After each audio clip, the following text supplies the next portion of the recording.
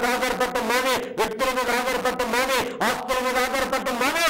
అవును, ఆస్తి ఎప్పుడు పెరుగుతుందా, ఆ పొలం రేటు ఎప్పుడు పెరుగుతుందా, ఆ పొలం రేటు ఎప్పుడు పెరగలే, అప్పుడు అమ్మేసుకుని సమస్యలన్నీ తీర్చుకున్నాం అనుకున్నామేమో. ఒకవేళ దేవునికి ఇష్టం లేదేమో పొలం అమ్ముతాం, అందుకని రేటు పెరగలేదేమో. దేవుడు వైపు చూడు, దేవుడు నిన్ను హెచ్చించే దేవుడు అయినా.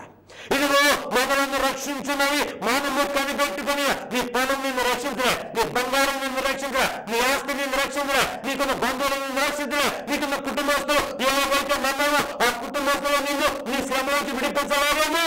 కానీ రక్షించడానికి ఆయన సిద్ధంగా, ఆయన కొరకు కనిపెట్టుకో. ప్రభు చేయవలసిన కార్యం ఏంటి తెలుసా? నిన్ను రక్షిస్తా. ప్రభు చేయగల కార్యం ఏంటి తెలుసా? నిన్ను రక్షిస్తా.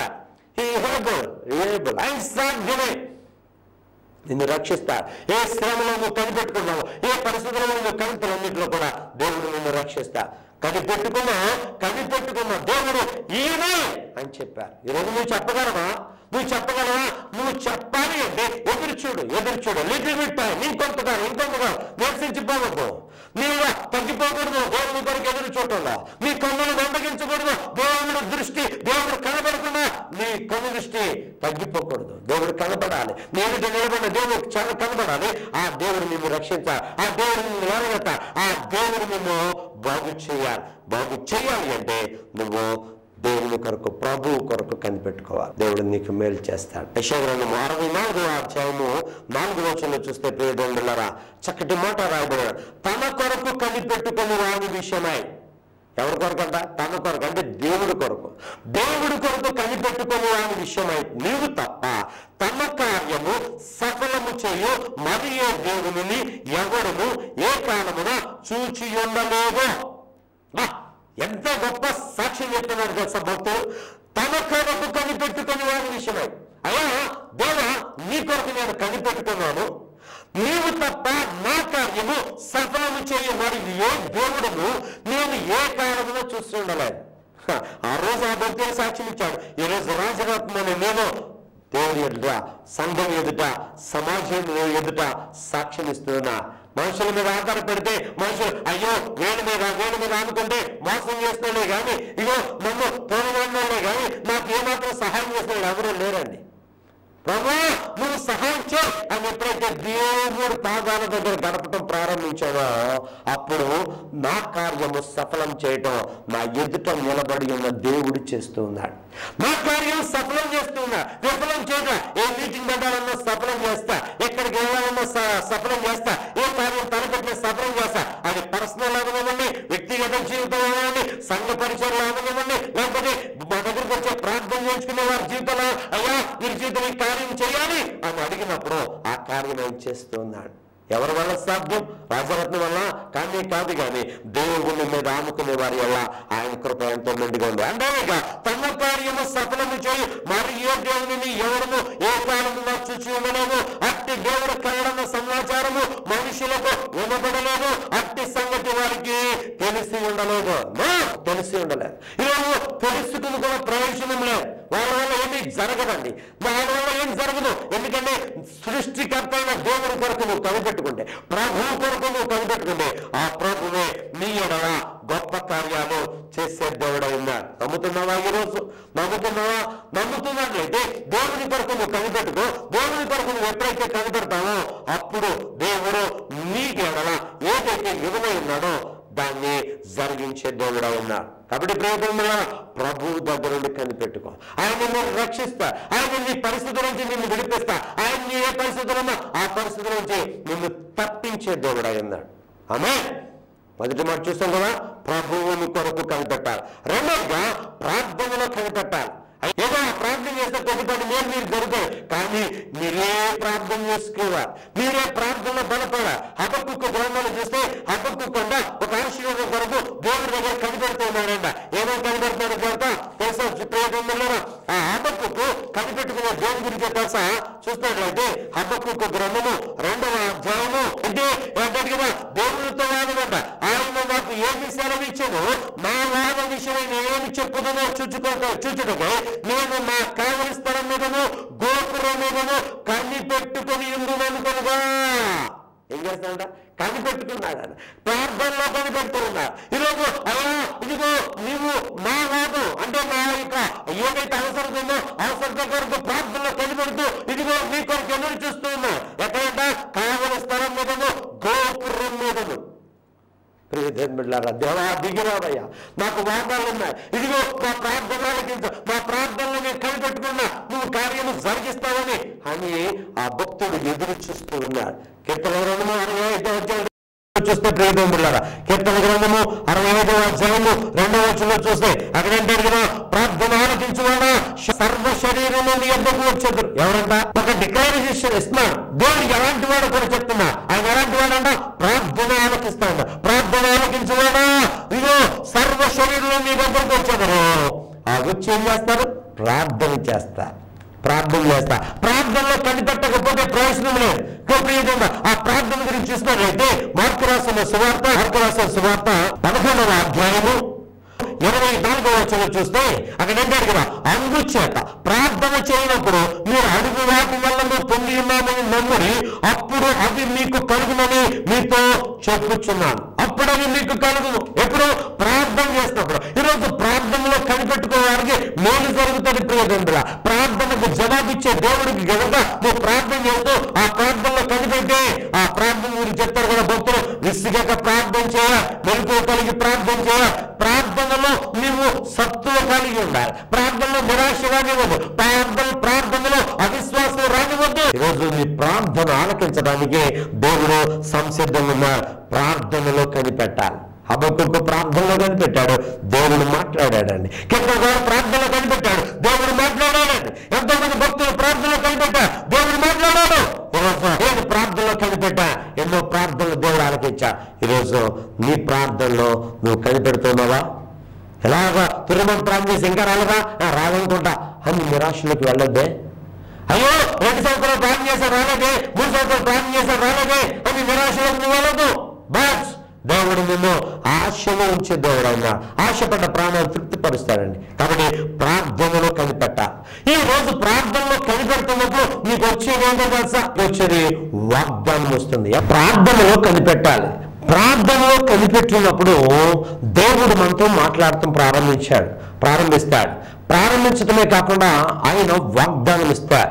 ఈరోజు వాగ్దానం కొరకు కనిపెట్టాలి. మనము కనిపెట్టడంలో ఉండే ధన్యతను మనం ధ్యానించుకుంటున్నాం. ఆ ధన్యత విషయమై మొదటిగా ప్రభు కొరకు కనిపెట్టాలి, రెండోది ప్రార్థనలో కనిపెట్టాలి, మూడోదిగా వాగ్దానం కొరకు కనిపెట్టాలి. ఎప్పుడైతే మనం ప్రార్థనలో కనిపెడతామో వాగ్దానం దేవుడు ఇస్తా. ప్రియదేవుడా, హెబ్రీయులకు రాసిన పత్రిక 10వ అధ్యాయము 23వ వచనం చూస్తున్నట్లయితే, వాగ్దానం చేసిన వాడు నమ్మదగిన వాడు గనుక మన నిరీక్షణ విషయమై మనము ఒప్పుకొన్నది నిశ్చయముగా పట్టుకొందుము. వాగ్దానం దేని కొరకు చేశాడు? ఈరోజు వాగ్దానం నిన్ను బాగు చేస్తానని చేశాడా? నీకు మేలు చేస్తానని చేశాడా? నిన్ను పరలోక రాజ్యం నేరుస్తానని చెప్పాడా? నీకు జీవజలం ఇస్తానని చెప్పాడా? ఇదిగో దప్పిక తీరడానికి నీకు తన దగ్గర ఉన్న జీవజలం ఇస్తానని చెప్పాడా? జీవాత్మ ఇస్తానని చెప్పాడా? పరిశుద్ధాత్మ ఇస్తానని చెప్పాడా? నీకు మేలును ఆశీర్వాదము కలుగు చేస్తానని చెప్పాడా?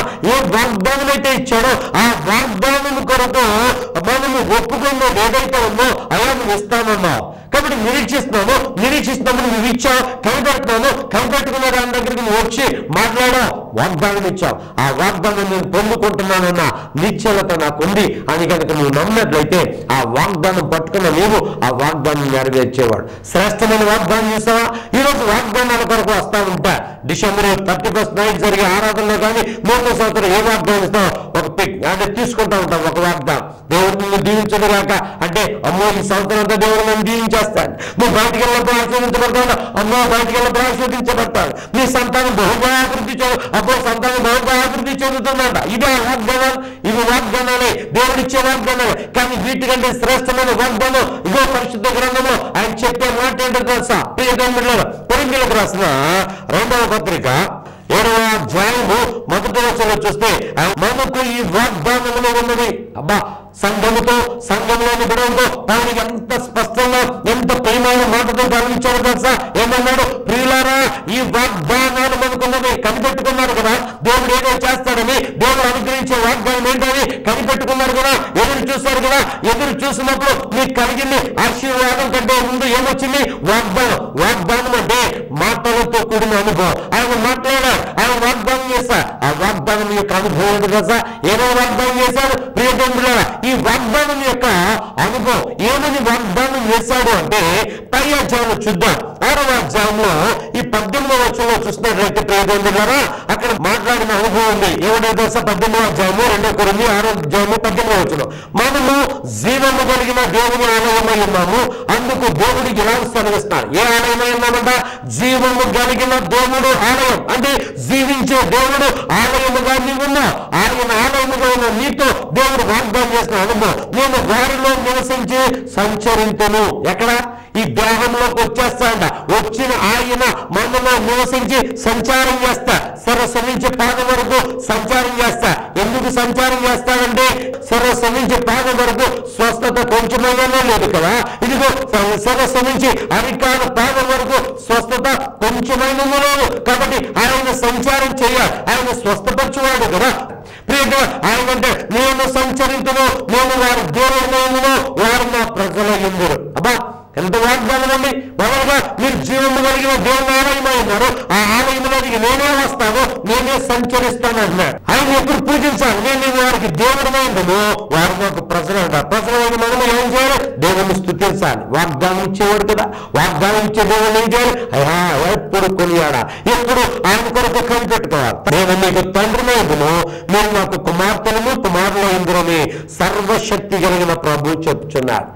ఆయన చేర్చుకునేవాడు ఎలా చేస్తా? పనివాడిగా నిన్ను చేర్చుకోవట్లేదు అండి, కూలి పని చేయడానికి నిన్ను చేర్చుకోవట్లేదు అండి. అంతకు నేను మీకు దేవుడినే ఉంటాను, మీరు నాకు ప్రజలే ఉంటారు. ఆయన చుట్టూరు ఆరాధన చేస్తూ దేవుడిని స్తుతించాలి. కానీ ఇక్కడ అన్నాడుగా, ఇదిగో నేను మీకు తండ్రిగా ఉంటాను, మీరు నాకు కుమారులు కుమార్తెలై ఉంటారు. అక్కడ నిలబడి ఉన్న పొజిషన్ దండం పెడుతూ ప్రభువానికి నా ఘోరం చేద్దాం. ఇప్పుడు పొజిషన్ మారిపోయింది. వాగ్దానం ఇచ్చా ఏమని? నేను మీకు తండ్రిగా ఉంటా, డాడీ అని కౌగిలించుకుంటా, మమ్మీ అని కౌగిలించుకో, మా కుమార్తె అని నేను కౌగిలించుకుంటా. ఒక తల్లి బిడ్డల మధ్య ఎటువంటి ఆ అనురాగం ఉంటుందో, ఈరోజు దేవుడికి మీకు మధ్య అటువంటి అనురాగం కొరకు ఆయన మీకు వాగ్దానం చేస్తాడండి. వాగ్దానం కొరకు కనిపెట్టుకున్నావా? అయ్యా, ఇంకా నేను నీ ప్రియ బిడ్డగా మార్చబడలేదా? ఇంకా నీ ప్రియ కుమార్తెగా మార్చబడలేదా? ఈ వాగ్దానం నాకు ఎప్పుడు ఇస్తావయ్యా? ఈ వాగ్దానం కొరకు నేను కనిపెట్టుకున్నా. అయ్యా, ఇదిగో నీ ప్రియ బిడ్డగా నేను మార్చబడాలి, నీ ప్రియ కుమార్తెగా, నీ ప్రియ కుమారుడుగా నన్ను మార్చుకోండి అని కనుక నువ్వు ప్రార్థనలో కనిపెడితే వాగ్దానం నీతో వస్తున్నాడు. ఏమన్నాడు కాసా? నువ్వు నా కుమార్తెడమ్మా, నువ్వు నా కుమారుడువే, నువ్వు నా కుమార్తెవే. ఆయన నీతో సంబోధించే దేవుడు అయినాడు. అప్పుడు నువ్వు చెప్పగలవు, తండ్రి తండ్రి తండ్రి నీకు వందనాలని. ఈరోజు వాగ్దానం ఉందా? ఆయన నీ తండ్రి వాగ్దానం నీకుందా? ఆయన నిన్ను విశ్వసిస్తా, నువ్వు ఆయనకు కుమార్తెగా కుమారుడుగా ఉన్నావు, కానీ నీకు ఆయన తండ్రిగా ఉన్నాడా? ఈరోజు వాగ్దానం దేని బట్టి? ఒక ఇల్లు కొరకు వాగ్దానమా? ఒక వివాహం కొరకు వాగ్దానమా? ఒక సంతానం కొరకు వాగ్దానమా? ఒక ఉద్యోగం కొరకు వాగ్దానమా? ఒక అప్పు పోరాటం కొరకు వాగ్దానమా? ఒక రోగం తగ్గడం కొరకు వాగ్దానమా? ఇది పక్కన పెట్టు. ఇది ఆటోమేటిక్ గా జరిగిపోతే ప్రియతంగా ఆయన తండ్రిగా ఉంటే నీ సమస్య ఏంటో, నీ కష్టం ఏంటో, నీ వేదన ఏంటో ఆయన తీసివేసే దేవుడు ఏంటే దేవుడు ఏంట. ప్రియతంగా ఒక కుమారుడు ఏం చేశాడు? ఆస్తి అంతా పట్టుకుపోయాడు, మరలా తిరిగి వచ్చాడు. చేర్చుకున్నాడా లేదా? ఈరోజు నువ్వు దేవుడికి బిడ్డగా ఉంటే, నువ్వు దేవుడికి ప్రియ కుమార్తెగా ఉంటే నీ సమస్య తీరటానికి ఆయన ఎల్లప్పుడూ సిద్ధంగా ఉంటాడు. కానీ ఆయన నువ్వు ప్రేమిస్తున్నావా? అసలు ఆయన మీద ఆధారపడతావా? ఆయన కొరకు కనిపెట్టుకున్నావా? ఆయన ఇచ్చే మాట కొరకు కనిపెట్టుకున్నావా? ఒక సాటి మనిషి రక్త మాంసాలు కలిగి ఉండి, ఇదిగో ఒక తండ్రి బిడ్డ సంబంధం ఉన్న బిడ్డ తండ్రి బిడ్డ కొరకు తన ఆస్తిలో భాగం ఇచ్చేసి తీసుకో అని చెప్పాడు. నీ కష్టం తీర్చడానికి, నీ సమస్య తీర్చడానికి సృష్టికర్త అయిన దేవుడు నీకు తండ్రిగా ఉంటూ ఉన్నప్పుడు పిల్లలైన మీకు ఆయన ఏం చేస్తాడు కాసా? ఆ చేసే దేవుని దగ్గరకు వస్తే ఆయన సమస్తమును చేయగలడు ప్రియ దేవులారా. కాబట్టి దేని కొరకు కనిపెట్టుకోవాలన్నా వాగ్దానం కొరకు కనిపెట్టుకోవాలి. ఏంటో వాగ్దానం? నేను మీకు తండ్రిగా ఉంటాను, మీరు నా కుమార్తెలు కుమారులు ఉంటారు. కుమార్తెలను కుమారులను దేవుడు తండ్రి ఏ తండ్రి విడిచిపెట్టాడే, అలాగే ఈ లోక పరమ తండ్రి కూడా నిన్ను విడిచిపెట్టే దేవుడు కాదు. పరమ తండ్రి నీ కొరకు ఏం చేయాలో, కుమార్తె కొరకు ఏం చేయాలి, కుమారుడు కొరకు ఏం చేయాలో ఆయన చేసి చూపించే దేవుడు అయి ఉన్నాడు. కాబట్టి వాగ్దానం కొరకు కనబడదాం. అదే అంటారు కదా మత్తయి రాసిన సువార్త 7వ అధ్యాయం 9వ వచనం చూస్తే ప్రియబంధువులారా, అక్కడ యేసుక్రీస్తు ప్రభు వారు ఒక చక్కటి మాట సెలవిస్తారు. ఏమని సెలవిస్తారు తెలుసా? ఏమని చెప్తారు తెలుసా? 7వ అధ్యాయం 9వ వచనం, మీరు చెడ్డవారికి మీ పిల్లలకు మంచి ఇవ్వడం ఉండగా. ఎందుకు చెప్తారు మాట? ఎందుకు చెప్తున్నారు? ఆ పైన చూస్తే 7వ వచనంలో, అడుగుడి మీకు ఇవ్వబడును, వెదకుడి మీకు దొరుకును, తొక్కడి మీకు తీయబడును, అడుగు ప్రతివాడును పొందును. ఏంటది? ప్రార్థనలు అడిగితే అడిగిన వెంటనే వాగ్దానం పొందుకుంటా. ఆశీర్వాదం కావాలి, దీవెనలు కావాలంటే ఇస్తాను అని చెప్తా. ఆ ఇచ్చేది ఏంటో ఆయన చెప్తున్నారు. ఏమన్నారు తెలుసా? ఇదిగో అడుగు ప్రతివాడు పొందును, వెదకువానికి దొరుకును, తట్టువానికి తీయబడును. కంపల్సరీగా దొరకమంటే ఏం లేదు. నువ్వు దేని కొరకైతే కనిపెట్టుకున్నావో ఈరోజు ఆ కనిపెట్టుకునేది దొరకాలి అంటే నువ్వు ఎవరి దగ్గర కనిపెట్టుకోవాలి? దేవుడి దగ్గర నుండి కనిపెట్టుకోవాలి, మనుషుల దగ్గర నుండి కనిపెట్టుకోవద్దు. ఈరోజు వాగ్దానం కొరకు కనిపెట్టుకో. ఆ వాగ్దానం దేవుడు నీకు ఇచ్చే దేవుడు అయినా ఆయన అంటాడు కదా, మీలో ఏ మనుషుడైనా తన కుమారుడు తన రొట్టె అడిగిన వల్ల వానికి రాతలు ఇచ్చినా, రొట్టె అడిగాడు అనుకోండి, అబ్బాయి ఇంత బండరాయి గుండ్రాయి అనుకోండి, ఎందుకంటే రొట్టె ఆకారం ఉంటుంది కదా గుండ్రాయి, ఆ గుండ్రాయి తీసుకెళ్ళి ఇదిగో రొట్టె తినరా అంటే ఇస్తాడా? ఎవరే? ఏ తండ్రి చేయడు. ఎంత మూర్ఖుడైన తండ్రి కూడా చేయడు. కానీ మన దేవుడు మూర్ఖుడు కాదండి, ఆయన జ్ఞానము కలిగిన వాడు, ఆయన సర్వజ్ఞాని. ఆయన అంటాడు కదా, ఆయన సమస్తం ఇస్తా. ఈరోజు చాలా మంది తల్లిదండ్రులు పిల్లలకు అడిగే కోరికలు నెరవేర్చలేకపోతున్నా. డబ్బు ఉన్నా సరే, అయ్యా డాడీ నాకు ఉద్యోగం లేవయ్యా, ఇదిగో నా పిల్లలకి ఏమీ లేవయ్యా, నా పిల్లలకి కానీ నాకు కానీ సహాయం చేస్తామంటే అంటాడు కదా, వారా ఏమి ప్రేమ? నీలో దేవుని ప్రేమ లేదా? నీలో దేవుని ప్రేమ లేదా? కానీ దేవుడు అలాంటి వాడు కాదండి. ఏమన్నారు తెలుసా ప్రియతంగా? మీలో ఏ మనుషులైనా తన కుమారుతో అడిగినా, వారికి రాత్రినిచ్చినా, చేతలు అడిగినా, పామునిచ్చినా, మీరు చెడ్డవారాన్ని మీ పిల్లలకు మంచి ఎరిగి ఉండగా పరలోకమందున మీ తండ్రి అడుగు వారికి అంతకంటే నిశ్చయముగా మంచి ఈవులను ఇచ్చును. ఆమె మంచి ఈవులు అంటండి. మంచి బ్లెస్సింగ్, గుడ్ బ్లెస్సింగ్స్. ఈరోజు మంచి ఆశీర్వాదాలు నీ కొరకేనా? నీ కొరకే ప్రియ కుమార్తె, నీ కొరకే ప్రియ కుమారుడా. ఆ మంచి ఆశీర్వాదాలు నువ్వు పొందుకోవాలి. ఎప్పుడు? వాగ్దానం కొరకు కనిపెట్టుకున్నప్పుడు. ప్రియబంధువులారా, 4వ అంశం చూద్దామా? 4వ అంశం ఏంటో తెలుసా? పరిశుద్ధాత్మ కొరకు కనిపెట్టుకోవాలి. దేని కొరకు? పరిశుద్ధాత్మ కొరకు. ఈరోజు పరిశుద్ధాత్మ ఎందుకని ఈరోజు చాలా మంది కూడా దాని అనుభవం లేని వారు కూడా చులకనగా మాట్లాడతారు. అందుకని యేసుక్రీస్తు ప్రభువు వారు ఏమన్నారు తెలుసా? దేవుని మనిషి కుమారుని పొడిచిన వారికి అయినా సరే పాపక్షమాపణ ఉన్నట్టు, కానీ పరిశుద్ధాత్మను దూషించిన వారికి ఈ యుగంలోనూ రాబోయేలోనూ పాపక్షమాపణ లేదు. ఇంక క్షమాపణ లేదు, ఇంకా క్షమించే ఆ అనుభవం లేదు. ఇంకా వాడంతే అదంతే. ఈరోజు పరిశుద్ధాత్మ గురించి తొందరపడి దూషించదు. ఈరోజు ప్రియబంధువులారా, వాళ్ళు అలా చేస్తారా, వాళ్ళు ఇలా చేస్తారా, వాళ్ళు వచ్చేస్తారా, వీళ్ళు ఇచ్చేస్తారా అని పరిశుద్ధాత్మ గురించి ఎలాగనగా పడిపోతున్నారు, అలాగనగా పడిపోతున్నారు, ఎలాగేంటి అలాగేంటి అని చాలా మంది అడుగుతూ ఉన్నారు. అసలు పరిశుద్ధాత్మ ఇలాగే చేస్తారని నీవు ఎప్పుడైనా చెప్పగలవా? ఈరోజు పరిశుద్ధాత్మ దూషించొద్దాం, కానీ పరిశుద్ధాత్మ కొరకు నువ్వు కనిపెట్టుకో. ప్రియబంధువులారా, యేసుక్రీస్తు ప్రభువు వారు చెప్పారు. ఏమని తెలుసా? ఎవరితో చెప్పారు తెలుసా? శిష్యులతో చెప్పారు. అపోస్తల కార్యాలు చూసినట్లయితే 1వ అధ్యాయము 4వ వచనం చూస్తే ఆయన చెప్పిన మాట్లాడే తెలుసా? చదువుదాం. యేసుక్రీస్తు ప్రభువు వారు ఆయన వారిని కలుసుకుని ఎలాగో ఆజ్ఞాపించాడంట. ఏమైనా ఆజ్ఞాపించాడు? ఆజ్ఞ అంటే పాటించేది. ఆజ్ఞ అంటే పాటించేది. అబ్బాయి ఏమైనా ఆజ్ఞాపించాడో చూద్దాం. మీరు యెరూషలేము నుండి వెళ్ళక నా వలన విన్న తండ్రి యొక్క వాగ్దానము కొరకు కనిపెట్టడి. దేని కొరకు అంట? తండ్రి యొక్క వాగ్దానము కొరకు. తండ్రి ఏమని చెప్పాడు? ఇదిగో ఒక ఆదరణకర్తను నేను పంపిస్తాను. నేను తండ్రి దగ్గరికి వెళ్ళి 14వ అధ్యాయంలో రాయబడి, నేను తండ్రి దగ్గరికి వెళ్ళి మీ అందరి కొరకు ఒక ఆదరణకర్తను పంపిస్తా. ఆయన ఆదరిస్తాడండి, ఆయన ఆదరిస్తా. ఈరోజు పరిశుద్ధాత్మ నిన్ను ఆదరిస్తా. ఒక ప్రవచన రూపంలోనో, ఒక దర్శన రూపంలోనో, ఒక పరిశుద్ధాత్మ మాట్లాడుతూ రూపంలోనో ఆయన నిన్ను ఆదరిస్తూ ఉన్నప్పుడు ఆ ఆదరణ బట్టి నువ్వు నెమ్మది పొందుతున్నావేమో. కొంతమంది చులకనగా మాట్లాడుతున్నారు. ప్రియబంధువులారా, అందుకనే ఒక ఉపమానం చెప్తే యేసయ్య ఏమన్నాడు తెలుసా? గురువులను మంచి మొక్కలను ఒకే రీతిగా ఎదగనివ్వండి. ఈరోజు తిట్టేవాళ్ళు తిట్టనివ్వండి, పొగిడేవాళ్ళు పొగనివ్వండి, పరిశుద్ధాత్మను ఆనందించేవాళ్ళు ఆనందించనివ్వండి. కామెంట్ చేసేవాడు కామెంట్ చేయడండి. ఎందుకని తిన్నవాడికి తెలుస్తుంది దాని రుచి ఏంటో. ఈరోజు పరిశుద్ధాత్మ గురించి సులభంగా మాట్లాడుతున్న ప్రియ సోదరుడా, ప్రియ సోదరి, ఈరోజు తప్పుడు భావనలో ఉండే అడుగు దేవుడు ఈ పరిశుద్ధాత్మ గురించి సులభంగా మాట్లాడుతున్నామో, ఒకవేళ సొంత ఉద్దేశం కలిగి ఉండి సొంతంగా ఏ అనుభవం లేకుండా చేస్తున్నారో అలాంటి వారు దేవుని దగ్గర సమాధానం చెప్పుకుంటారు. ప్రియ దేవుడు పరిశుద్ధాత్మను దూషించొద్దు. పరిశుద్ధాత్మ వాగ్దానం కొరకు కనిపెట్టుకో. ఎందుకంటే ఆత్మ లేని వాడు నావాడు కాడన్నా. ప్రతి ఒక్కరు ఆత్మతో నింపబడ, ప్రతి ఒక్కరు అభిషేకించబడ, ప్రతి ఒక్కరు పరిశుద్ధాత్మ అనుభవం పొందాలి. పరిశుద్ధాత్మ అనుభవం పొందాలంటే ఏదో భాష మాట్లాడుతున్నా, లేకపోతే ఏంటంటే వాక్యాన్ని ధ్యానించడం కూడా పరిశుద్ధాత్మ. పరిశుద్ధాత్మ లేనిదే నువ్వు ధ్యానించేది అర్థం ఎలాగవుతుంది?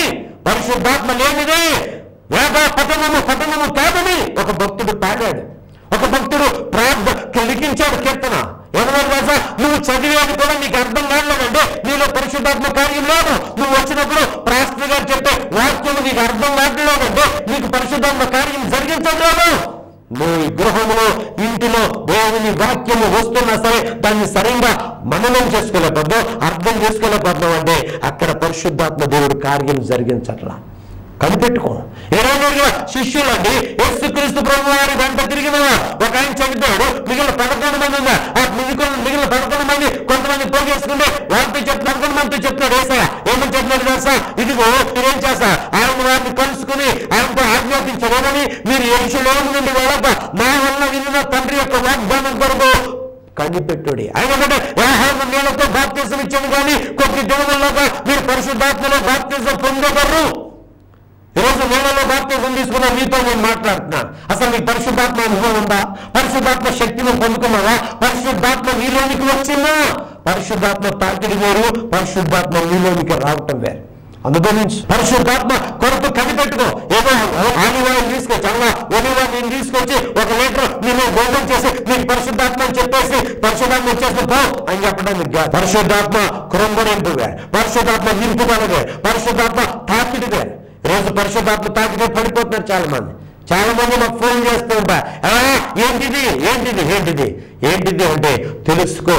తెలియనప్పుడు పరిశుద్ధాత్మను చులకనగా మాట్లాడుతూ దయచేసి ఈ ఆత్మ కార్యాలను చులకనగా.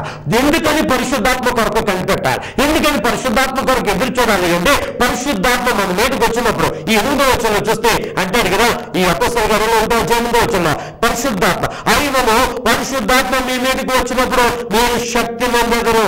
మీరు శక్తి లేదు రూమ్లో దాక్కున్నారు, గదిలో దాక్కున్నారు. ఈరోజు చాలా మంది కూడా అనేక రకాలైన అనుభవాలు కలిగి మూలలో దాక్కున్నారు. ఎవరైనా వస్తే ఏ సమస్య వస్తున్నా బయటికి రాలేని పరిస్థితి, బయట పడలేని పరిస్థితి, బయట తిరగలేని పరిస్థితి. దేవుని శక్తి ఉంటే చేయగలం. ఏమో సార్ ఇదిగో దేవుడు త్వరలో కార్యం జరిగించబోతున్నాడయ్యా, దేవుడు నన్ను బలపరచబోతున్నా, ఆయన నాకు శక్తిని ఇచ్చాడు, ఆ శక్తి ద్వారా నేను గొప్ప కార్యాలు నా దేవుని సహకారంతో చేస్తానని చెప్పాలి. దేని కొరకు కనిపెట్టుకున్నావు? ఈరోజు పరిశుద్ధాత్మ కొరకు కనిపెట్టుకునే పరిశుద్ధాత్మ నిన్ను నడిపించేదిగా ఉంది. తండ్రి ద్వారా పొందుకున్న వాగ్దానం అది పరిశుద్ధాత్మ అంటే. యేసుక్రీస్తు ప్రభువు స్వయంగా తన నోటితో చెప్పిన మాట ఆదరణకర్తలు మీ కొరకు వచ్చి ఆయన చేత సమస్తమును మీకు బోధిస్తా. ఈరోజు మనుషుల బోధ మనల్ని ఒక్కరి మార్గం నడిపిస్తుంది, మనుషుల బోధ మనకు తిప్పలు చేస్తుంది, మనుషుల బోధ మనల్ని అప్పులు పాలు చేస్తుంది. కానీ దేవుని బోధ అయితే మనల్ని సక్రమైన మార్గంలో నడిపిస్తుంది. ఆ యొక్క వాగ్దానం కొరకు నువ్వు కనిపెట్టు. చివరిది ఏ వాగ్దానం తెలుసా? రాకడ కొరకు నువ్వు కనిపెట్టాలి. నేను క్రైస్తవురాలా ఈ వాక్యం అంటే ప్రియ దేవుని బిడ్డ, నువ్వు ఇంకా మారుమనసు పొందలేదా? ఇంకా బాప్తిసం అనుభవం రాలేదా? ఇంకా దేవుని మాట వింటూ ఏదో పాస్టర్గా ప్రార్థన చేస్తారంట, ఆ ప్రార్థనలో ఏకీపిస్తే స్వస్థత వస్తుందంట అని టీవీ ప్రసంగం పెట్టుకుని నువ్వు వింటున్నావేమో, ఈ ప్రోగ్రాం వింటూ ఉన్నావేమో. అసలు మానవ యొక్క ప్రతి మానవుడు దేని కొరకు కనిపెట్టుకోవాలి సార్? రాకడ. ఎవరు రాకడ? యేసుక్రీస్తు వారు రాకడ. యేసుక్రీస్తు వారు రాకడ ఎందుకు? యేసుక్రీస్తు వారు ఈ భూప్రజలందరినీ ఒకానొక రోజు తన దగ్గర తీసుకోవడానికి ఇష్టపడుతూ రక్షణ ఇచ్చారు. ఆ రక్షణ పొందుకున్న ప్రతి ఒక్కరూ నిర్లక్ష్య వైఖరికి కాకుండా అయ్యో యేసు రక్షిస్తారా, పాపాల నుంచి రక్షిస్తారా, శాపాల నుంచి రక్షిస్తారా, బాధల నుంచి రక్షిస్తారా అని ఎదురు చూసి ఆ బాధల నుంచి, శాపాల నుంచి, పాపాల నుంచి, అతిక్రమాల నుంచి, దుర్మార్గత నుంచి, అన్యాయం నుంచి నువ్వు రక్షించబడి యేసుక్రీస్తును కనుక నువ్వు విశ్వసిస్తే ఆయన నిన్ను తీసుకువెళ్ళటానికి మరలా రానన్నారు. ఆ రాకడ వచ్చినప్పుడు ఆయన ఈ భూమి నీకు వద్దమ్మా, ఈ యొక్క భూభాగం నీకొద్దు, ఈ యొక్క ప్రపంచం నీకొద్దు, నీకంటూ కొత్త ప్రపంచం, కొత్త భూమి, కొత్త ఆకాశము నేను ఇవ్వబోతున్నా, దాని కొరకు కనిపెట్టుకో అన్నాడు. దేని కొరకు కనిపెట్టినావు? ఈరోజు అప్పు తీరితే చాలా అని కనిపెట్టుకున్నావా? రోగం తగ్గితే చాలా అని కనిపెట్టుకున్నావా? సమస్య పోతే చాలా అని కనిపెట్టుకున్నావా? పిల్లలు కొనుక్కుంటే చాలా అని కనిపెట్టుకున్నావా? లేకపోతే ఆరోగ్యం కుదిరిపోతుంటే సరిపోతూ అనుకున్నావా? లేకపోతే ఇల్లు కట్టుకుంటే సరిపోతూ అనుకున్నావా? దాని కొరకంటే శ్రేష్టమైన దేవుని రాకడ కొరకు నువ్వు కనిపెట్టాలి. అదే చెప్తారు పేతురు రాసిన 2వ పత్రిక 3వ అధ్యాయము 9వ వచనం చూస్తే, ప్రియులారా ఒక సంగతి మర్చిపోకూడదు. ఏమనగా ప్రభు దృష్టికి ఒక దినం 1000 సంవత్సరాలు గాను 1000 సంవత్సరం ఒక దినం వల్ల ఉన్నది. కొందరు ఆలస్యమైన ఎంచుకున్నట్లు ప్రభు తన వాగ్దానం గురించి ఆలస్యం చేయవాడు కాదు, కానీ ఎవడము నశింపవల్లని ఇచ్చేంతగా అందరూ మారు మోసుకునే కోరుచు మీరు దీర్ఘ శాంతము కలిగి ఉన్నాడు. కాబట్టి మనం ఏం చేయాలి? 11వ అయినను మనం ఆయన వాగ్దానం బట్టి కొత్త ఆకాశం కొరకును కొత్త భూమి కొరకును కనిపెట్టుచున్నాము. దేవుడు రాకడ సమయం కొరకు కనుక కనిపెడితే ఆ 12వ వచనంలో స్పష్టంగా రాయబడి ఉంటుంది. ఏమని రాయబడి ఉంటుంది తెలుసా? ఇదిగో ఇట్లు లయమైపోతున్నా కూడా ఆకాశంలో రగులుకొని లయమైపోయినట్టు పంచభూతంలో మహావాంద్రంతో కరిగిపోయినట్టు దేవుని దినపు రాకడ కొరకు కనిపెట్టచ్చు. ఎవరికి అనమాట? దేవుని దిన రాకడలో నువ్వు ఎత్తపడాలి. దేవుని దిన రాకడలో నువ్వు ఎత్తపడి దేవుని కలుసుకునే అనుభవం నువ్వు ఉండాలి అంటే నువ్వు కనిపెట్టుకోవాలి. దేని కొరకు కనిపెట్టుకున్నావు? ఈరోజు నీ సమస్య కాదు ప్రియ దేవుని బిడ్డలారా, నీ పరిస్థితి మార్చే దేవుడు నీకు తోడై ఉన్నాడు. కాబట్టి కనిపెట్టుకున్న దాన్ని బట్టి దేవుడు మీద గొప్ప కార్యం చేస్తాడు. ఎవరి కోసం కనిపెట్టుకోవాలి? దేనికోసం కనిపెట్టుకోవాలో 5 అంశాలు చెప్పాను. 5 అంశాలు ఒకసారి చూద్దామా? మొదటి అనుభవం ప్రభు కొరకు కనిపెట్టాలి. 2వది ప్రార్థనలో కనిపెట్టాలి. 3వది వాగ్దానం కొరకు కనిపెట్టాలి. 4వది పరిశుద్ధాత్మ శక్తి కొరకు కనిపెట్టాలి. 5వది రాకడ కొరకు కనిపెట్టాలి. నువ్వు దేని కొరకు కనిపెట్టావు? నీ సమస్యలా పక్కన పెట్టు, దేవుని దగ్గర గడుపు. దేవుని వల్ల సహనం కలిగాను, దేవునికి ప్రార్థన చేస్తూ గడుపు. దేవుడు నీ ఎడల కార్యము జరిగిస్తూ, నీ ఎడల ఏ కార్యం అయితే చేయాలని ఆశపడుతున్నాడో ఆయన నీ ఎదుటే నిలబడి ఉన్నాడు. ఆయన కొరకు కనిపెట్టుకుని వారు సిగ్గుపడరు. నిన్ను సిగ్గుపరిచిన దేవుడు నీకు తోడైన నడిపించను గాక. ఆమేన్. సర్వశక్తి మిగిలి కృప కనికరం తండ్రి దేవుడు రాజా నీకు వందనాలవా. ఈ సమయంలో ప్రభువులందరిని బట్టి ప్రార్థిస్తున్నా. ఏ బిడ్డైతే ప్రార్థనలో ఏకీపించి ఉన్నారో, ఏ బిడ్డైతే ప్రార్థనలో ఏకీపించి ఉన్నదో ఆ బిడ్డలను బట్టి, ఆ బిడ్డలందరిని బట్టి, ఆ కుటుంబాన్ని బట్టి ప్రార్థిస్తున్నానయ్యా. సమస్త విధములైన రోగముల మీద అధికారం కలిగిన యేసయ్యా, ఇప్పుడే ఈ బిడ్డ దేహంలో ఏ రోగమైతే ఉందో, ఏ రోగమైతే ఆ బిడ్డలను దాడి చేస్తుందో, ఏ రోగమైతే ఆ బిడ్డలను కృంగిపోయేట్టుగా చేస్తుందో, ఏ రోగమైతే ఆ బిడ్డలను నశింపజేయాలని చేస్తుందో ఆ రోగము నుంచి వారందరినీ విడిపించి స్వస్థపరుస్తారందరినీ కొన్నా. ప్రతి విధమైన డిసీజ్ ఇప్పుడే యేసు నామములో వెళ్ళిపోయింది కాక, ప్రతి విధమైన రోగము యేసు నామములో వెళ్ళిపోయింది కాక, ప్రతి విధమైన రోగము యేసు నామములో వెళ్ళిపోయింది కాక. I commanding in the name of Jesus. I am commanding in the name of Jesus. Every sickness, get out from this bodies right now. వీరి శరీరంలోకి ఇప్పుడు వెళ్ళిపోయింది కాక.